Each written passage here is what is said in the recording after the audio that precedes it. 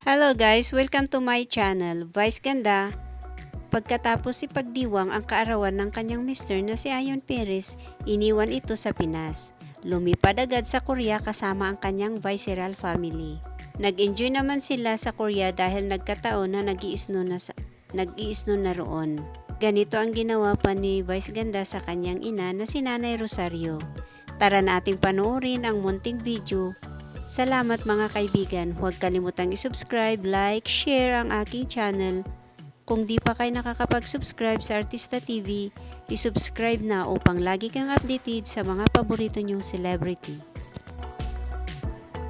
Ay, abangan mo yung slow dive. Bukan yung bibro. Doon ka na. Hindi pa. Dapat paangat yung ulo mo. Kainin mo yung slow dive. Ganun. Sige, hindi. Ayan o. Sige pa. Ganda. Wak.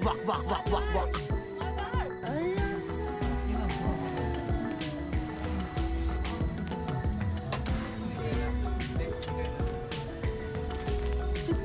Mother.